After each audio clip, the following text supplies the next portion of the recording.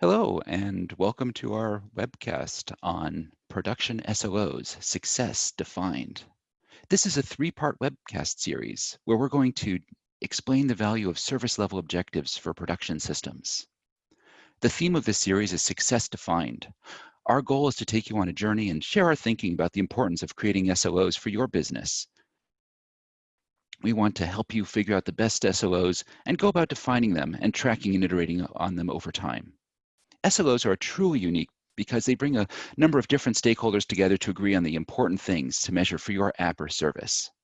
So let's dive into the first part of this series. In this first, we're going to talk about SLO theory, why your business needs SLOs. In this talk, we're going to talk about what SLOs are and why you should care. We're going to define some of the terms that you've heard, like SLIs and SLOs, and talk about how to pick them. We're going to argue that SLOs are a critical part of SRE practice. We're going to talk about how Honeycomb uses SLOs and how we've defined them, and how we've designed them to work. And last, we're going to talk about the interrelationship between SLOs and observability. I'm Danielle Fisher. I'm the principal design researcher from Honeycomb. And hi, I'm Nathan Harvey. I'm a developer advocate at Google.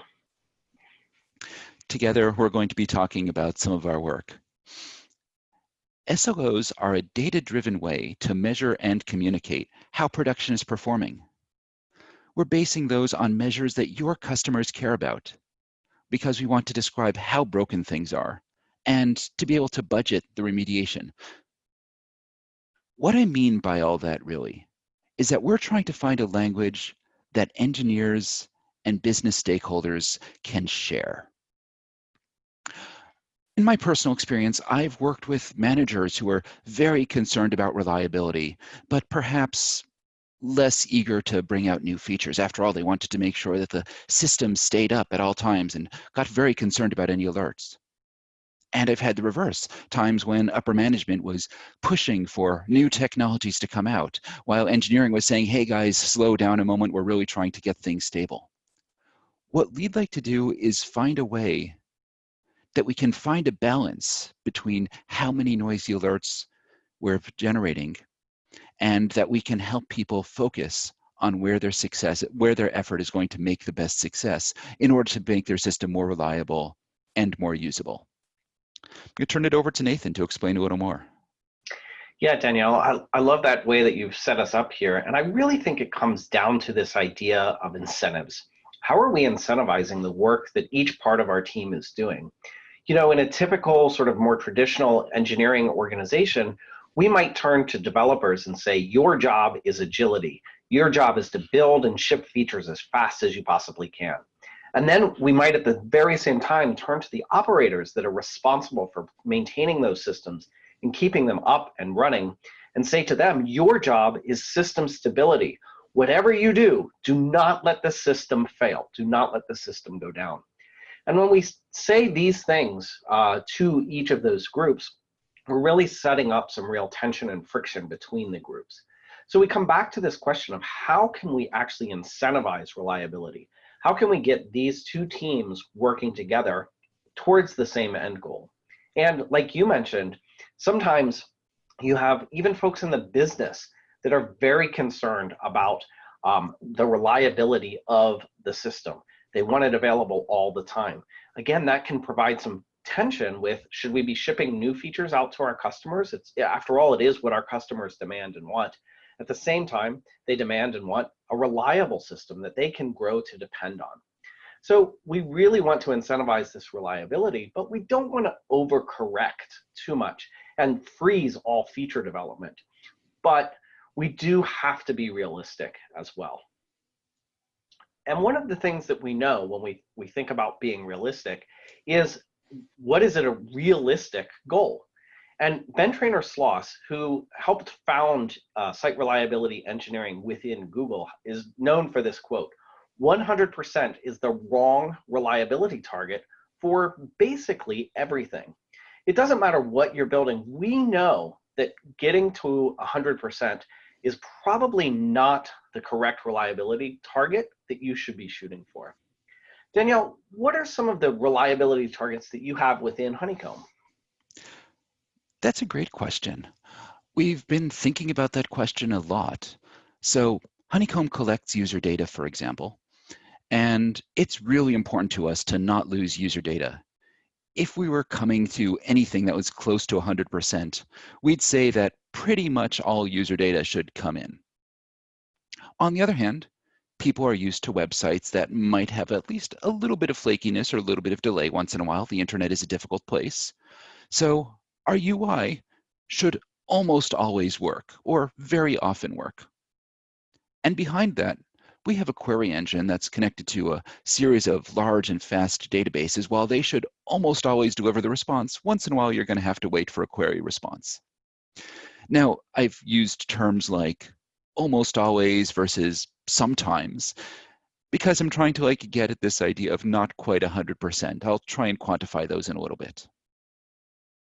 I think this is also a really great example of how you can have these conversations with the engineering organization, with the operators, and with the business side of the organization to have this principled way to agree on what is the desired reliability of a service.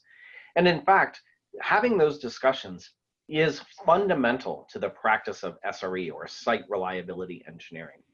So one of the things that we have, or one of the practices that we utilize within SRE, is this idea of an error budget.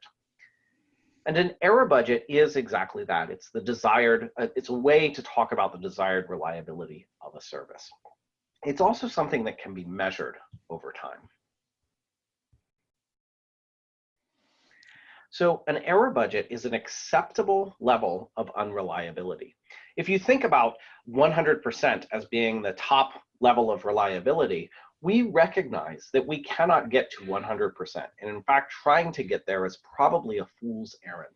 Our customers don't demand it, and the engineering and other resources that we would have to put in to achieve that goal simply aren't worth the investment. So we have to come up with an acceptable level of unreliability. And then with the error budget concept, we use the delta between 100% and whatever is the acceptable level of reliability. That becomes our error budget. And we can actually allocate that budget. And our goal as engineers is to measure those objectives. And we want to meet those targets and maybe be slightly over those targets. But we certainly don't want to go too far beyond our actual target. When we do so, we actually are starting to reset the expectations of our customers.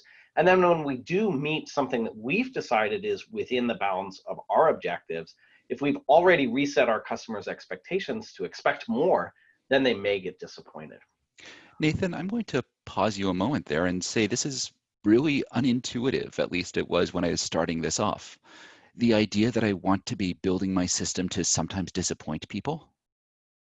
Yeah, I love that you put it that way. And Danielle, when I think about it, I always go back to the prototypical engineer. And one thing I know about every engineer is we are lazy people. We want to do just enough work to get the job accomplished, right? We want to write only as many lines of code as we need to. We want to put in the minimum effort to get the maximum return. And when you start thinking about your systems, this is also a way to encourage us to be lazy. We want to make sure that a typical user is happy with our service, but we're not trying to really blow out their expectations and take them above and beyond. We have to agree what is reasonable, what is going to keep our customers happy, keep them using our service, and keep them coming back. And let's make sure that we achieve that. When we overachieve, we do reset those customer expectations, and then that really puts some constraints on us on the other side. So there's a trade-off where if I'm doing too well, then that forces me to slow down my velocity and stop me from delighting my users in other ways. That's exactly right. Yep. Yeah. But let's look at what does this actually look like in practice, right? As I mentioned, we're engineers. I want to talk about numbers. I don't want to talk about sometimes and almost always and never. Let's put that down to real numbers. And in fact, when we start asking these questions of what does it mean for a system to be working? How many nines do we want for our reliability? So as an example, you'll often hear us talking in terms of 3 nines, 4 nines, 5 nines, 2.5 nines. What we're really talking about there is the percentage of reliability. Maybe that reliability is translated as availability. So how often is the site available? And if we say that it's available 99% of the time, that means we can be down for up to 7.3 hours across a month. So it all comes down to simple math, but it is good to understand the math so that you can set reasonable expectations and reasonable objectives for your services. It's really remarkable to watch how quickly each 9 drops off, which I guess I mathematically knew, but seeing the leap and picturing my response team going from 43 minutes a month, okay, that's something that I can sort of picture being on top of, to 4 nines is 4.3 minutes. That's a terrifying number. Right, and think about that 5 nines number. By the time your system has alerted you to an outage, before you can get your hands on a keyboard, you've blown through that 26 seconds. But this also comes to the question of, what does it mean for a system to be working? And so we'll talk soon about how to set appropriate SLOs and how to actually measure those things. But one of the things that's really important about the error budget is we're going to use our error budget to determine what engineering work should we prioritize. When we start off on an iteration or a sprint, or however you organize your work, you may have this question all the time: should I work on features that are going to delight our customers, or should I focus my engineering effort on things that make the system more reliable? The answer is likely yes, but what happens when you've blown through your error budget or completely exhausted your error budget? You have to have some consequences that you've agreed on. How are you going to shift your behavior? So in the most drastic of consequences, when you've blown through your error budget, you have no budget remaining, what you do then as an engineering organization is you stop all feature releases. No new features, we're only going to focus on reliability. I mentioned that's the most drastic because, well, listen to it. It sounds pretty drastic. We had an outage, therefore no new features for another month. That's pretty drastic. What are some other things that we could do? Some things that we could do might include items like prioritizing the postmortem items. So the last time we had an incident, we did an investigation, we found some actions that we wanted to take to help improve the system, and we haven't prioritized those yet. We've now blown through our error budget, so let's put some engineering effort behind those. Maybe automating deployment pipelines. You'll notice there's an asterisk there. If your deployment pipeline is kind of bad, don't automate it. All you'll do is make the bad go faster and more consistently. Anytime you pick up an automation project, that's a good time to reevaluate what are the goals of this system or this process. Let's make sure that we're automating the right things. Of course, you can also use this time to help improve your telemetry and observability for your applications. That's a great place where Honeycomb can come in and help out as well. And then the last item that I have on the list here is requiring SRE consultation. Perhaps when you've blown through your error budget, what you have to do as a development team is invite an SRE into your daily stand-up. That SRE might start asking questions like, oh, I see you're calling out to a third-party service here. What's your retry logic? How do you back off if that third-party service seems to be overloaded? What are you going to do when they have an outage? Just asking these questions to help build more operable applications can really help those development teams move forward. Now, sorry, go ahead, Daniel. Oh, as you're saying this, I'm thinking about a time when Honeycomb had a recent outage, and it was sitting on one of our backend systems that's meant to take in user data. It's the core system that brings in every user event and stores it. It's interesting to look through this because I think we actually did a pretty good job of stepping through every one of these, but sometimes with an ironic twist. What I mean by that is every incident really is always a story of multiple failures simultaneously. In this one, we were attempting to observe the telemetry and observability of the build process itself. So we built a wrapper around our build process that would emit events when different stages of the build process failed or worked. Unfortunately, it turned out that there was a small bug in there that swallowed error codes. Now, that wouldn't have been too huge a problem, except our system that deployed the code also had a small bug in there that didn't notice if it was deploying, empty code, which also wouldn't have been a problem if someone hadn't checked in code that didn't build. The combination of these three bugs meant that somebody checked in code that didn't build. The telemetry system very happily reported that as a successful build, and the deployment pipeline very happily shipped it out to our customers. And because we had a fully automated deployment pipeline, it copied the null program onto every server. The good news is we're very good at rollback. The bad news is it took us a good 5 to 6 minutes to find out that this had happened.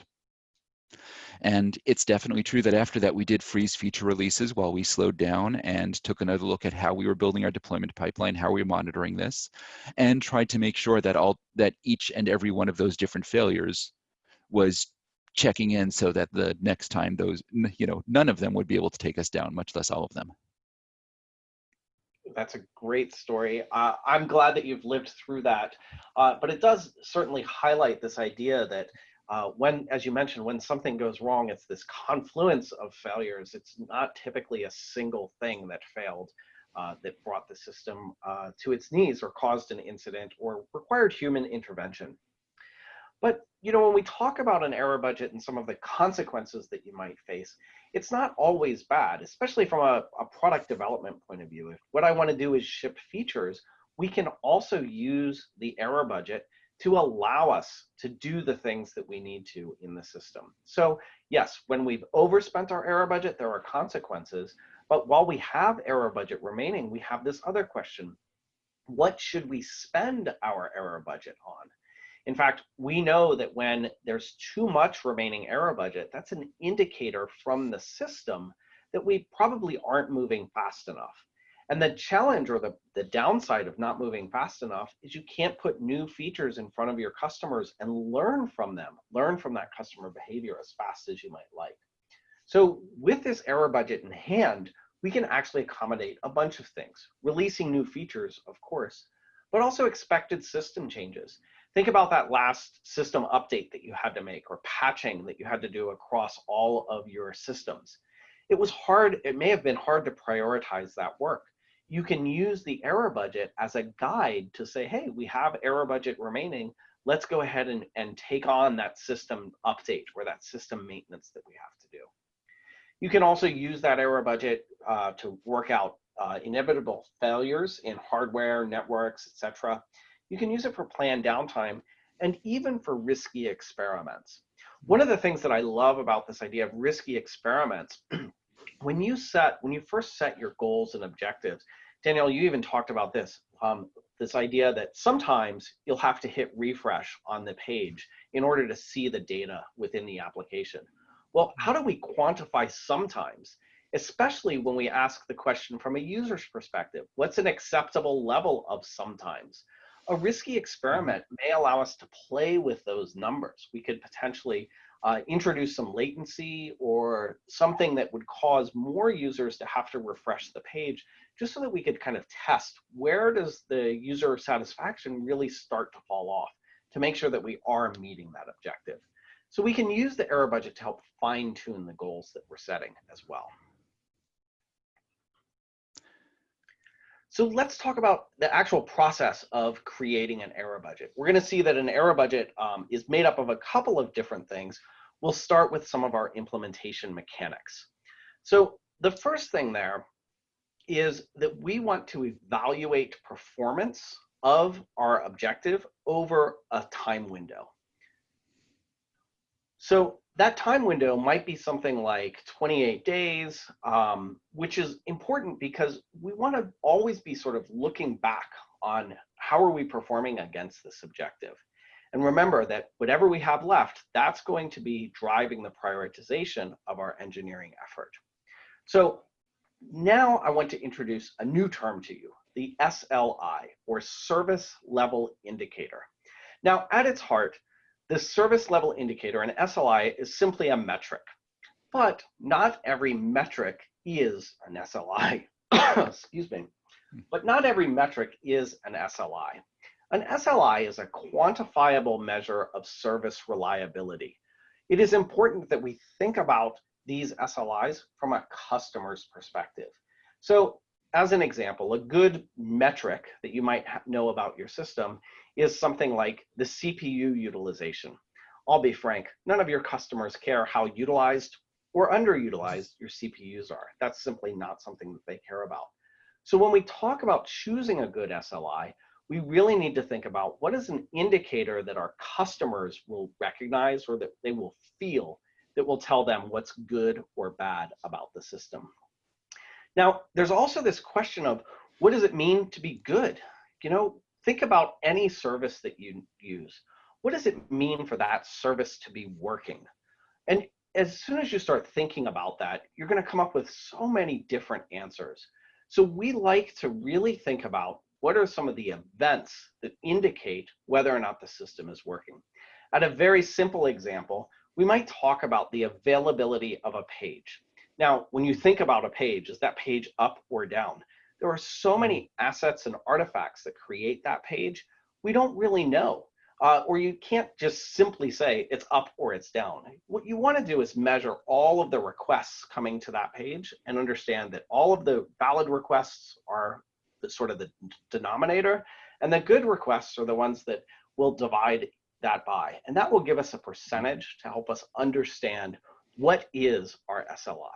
So it looks like this. We count all of the valid events, all of the requests to that page, all of them that have a good response go on the top of this equation, and then we multiply that by 100, and we end up with, I don't know, some percentage. Maybe that's 99%, maybe that's 5 nines, who knows. But then, sorry, go ahead. Please. So this is fantastic because in Honeycomb language, we in fact think of the world as a series of events coming in. Indeed. But for any given data set, I might have both, say, web events and also database events and also, you know, the Kafka events that communicated between the two. So I guess that's what we mean by the valid events, choosing the subset that I care about. That's exactly right. You'll choose the subset that you actually care about for each one of your service level indicators. And then once you have those, you can then set some goals around them. So as an example, a quick example here, let's say I have a web service or an application that's on the web, and I've worked with my business stakeholders. We've determined that getting to the user profile is super important for our users, and we want to measure the reliability of that in a number of different ways. First, is the user profile page available? But being available, as you know, isn't simply enough. We also want to look at, is it fast? So we've decided that it should be available and it should be fast. What does that actually look like in terms of numbers? So now that we know, we can set an objective for each one of those. So we might say that 99.95 or 3.5 nines of all of the requests across the previous 28 days should be successful. And when it comes to latency, we might say that 90% of the requests across those same previous 28 days should be served in less than 500 milliseconds. Now, as long as we're meeting these two criteria, you could say that we're within our error budget or that we're meeting our service level objectives. And when we stop meeting those, then we're outside of our error budget or we've overspent our error budget. And that's where we're going to make the decision, what should we prioritize from an engineering perspective? So I have a pretty intuitive sense of what it means to be 99.5% successful. Can you tell me more about how you would decide whether you wanted a 28-day window versus a, you know, since the beginning of time window? Yeah, that's a great question. So first, I don't think you ever want a from the beginning of time window because you're never going to reset that. And so the minute you drop below that number, like sure, you're going to continue to move forward, but that may have a big impact on how you prioritize work. I recommend that when you're just getting started, something like a 28-day window makes good, reasonable place to start. 28 days in that it's not like a month where you might have some seasonality, like weekends as an example. Like, I don't know how your service is used, but you do. So does seasonality matter even across the week? Do you have higher traffic on the weekends than you do on weekdays. So if you use something like 28 days, you have consistent buckets that you're always looking at. Whereas if you looked at a month, right, obviously some months are shorter, some months are longer. So that's kind of introducing some sort of differences as you're looking back over time. The other thing that I will say is important is that you can look at the existing data that you have and probably plot that data back across 28 days or across some period of time and understand where are you currently performing, use that to help set those objectives. And then the final thing I'll say about how far back you should look, I think it's important to remember that you're going to use this information to help drive priority of the work that you're doing. This may, in fact, drive whether or not you wake someone up at night through some alert, and it may certainly just help you decide what engineering work you're going to prioritize. So you don't want it to be too short. You don't want to look back, say, over the last hour, because if you look back, excuse me, only back an hour or so, that sort of is an indication that you're going to be switching your engineering priority potentially every hour. That seems like it's an unreasonable amount of time, unreasonably short amount of time. So you may let something like how frequently you're running your iterations or your sprints determine how far back you look. But as a general rule, I would say start with 28 days, learn from the system, and then adjust as necessary. Okay, that's fantastic. All right. And the most important thing to remember is that we are doing this because we are trying to make our customers happy. We really have to take a look at these service level indicators and service level objectives from the customer's point of view, not from our system's point of view, not from an engineering point of view, but it is all about how do we keep our users, the users of our service, happy and coming back to our service and hopefully growing with us. So we've heard a couple of different terms this session that I'd like to go back and make sure that we're all feeling comfortable with. The term that's probably most externally familiar is the idea of a service level agreement. Those are business agreements with your customers, and those often specify, contractual terms. They tend to be a little bit more abstracted from engineering. The part that we care about in this conversation is the service level objectives. A service level objective is, as we just said, a measurable characteristic of an SLA. It's that thing that we can describe. It was 99% reliable over the last 28 days. A service level agreement might have many different SLOs embedded in it. And then, as Nathan was just explaining, we want service level indicators. Those are the metrics that we actually use to evaluate the SLO, and an indicator tells you whether an event is valid, and then if so, whether it's good or not. So let's then come back to what we were saying earlier. Honeycomb doesn't want to lose customer data, and we've put that at 4.5 nines. So API calls should be processed without error in less than 100 milliseconds. When I said the app works, press refresh if it doesn't, what we meant by that is we use 3 nines on that. 1 in 1,000 times that people try to load a web page, it's okay for them to have to press refresh or to have to wait more than a second to get the page back. And the database is at 99% to have a 10-second latency. So we're pretty tolerant of a little bit of waiting after you press the run query button to get a response. I'd like to show a little bit about how SLOs end up being implemented in the Honeycomb system. What you're seeing here is the UI for our SLO feature.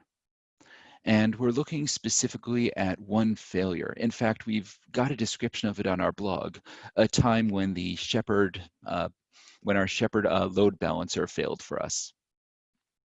You can see that at the moment that I've grabbed the screenshot, we're running at negative 12.6%. So in the top left corner, we're looking at our remaining budget. How much of the error budget is remaining after those last 30 days? And what we can see is that for the first 4 or 5 days, things were doing pretty well. And then sometime around November 5th, we had a pretty substantial outage that collapsed. And ever since then, We've been doing our best to sort of recover, but we're not quite there yet. To the right of that, we have our historical compliance chart.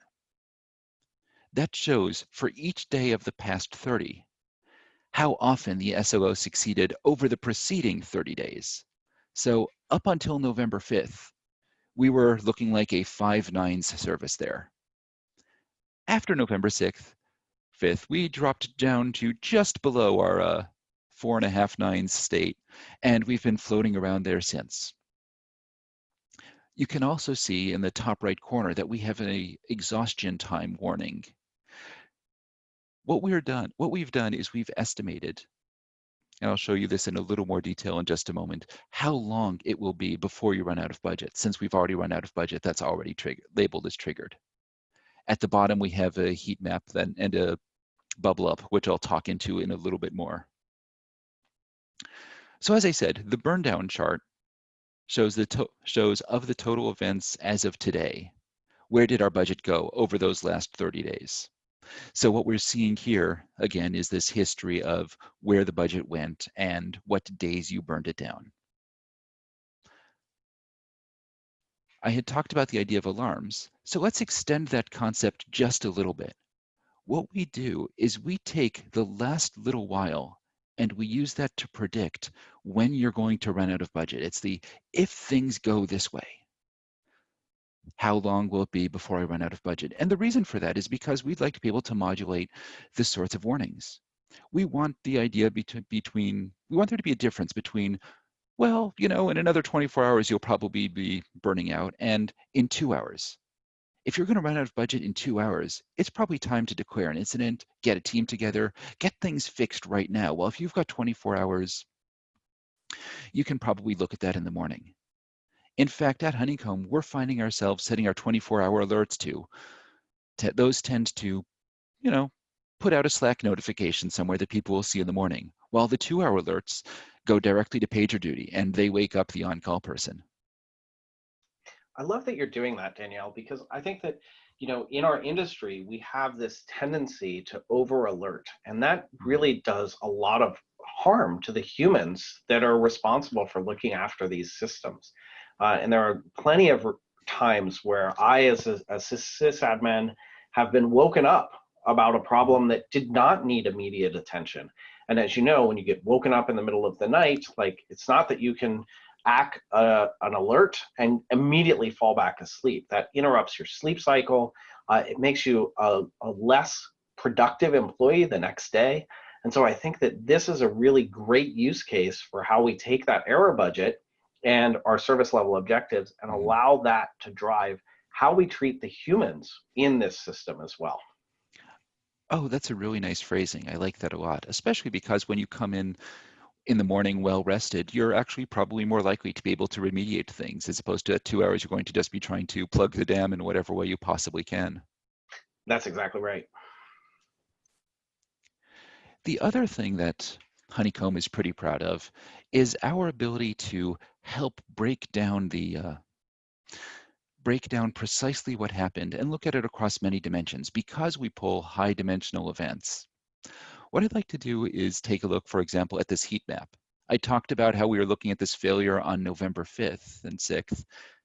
When I zoom in on that period of time, and you can see in the top right corner that we're now looking at November 5th to 7th, you can see that that entire SOO budget burn happened over a series of 4 incidents. One at about midnight, another at about 3 in the morning, and then 2 more later. Between the 4 of them, they burned through all of our error budget. The yellow dots are the ones that show errors, while blue dots are points that were successful. On the bottom, what we've done is we've taken the specific events that failed, and we're comparing them to the events that were succeeded and seeing whether there's systematic differences between them. So it won't surprise us to see, for example, that the yellow dots had an error status while the blue dots don't. That's the very definition of them being errors. It's a little more interesting to look at the right and go see that, like, our elastic load balancer says that it was specifically error 502s and 504s that our system was generating during that. We can look at the other dimensions and go quickly see that it doesn't look like it was specific traces or specific clients or specific backends or specific user agents that were generating these errors. So we're beginning to narrow down pretty quickly on what caused this and to be able to rule out some of the hypotheses that will allow us to be able to remediate this issue and get ourselves back up.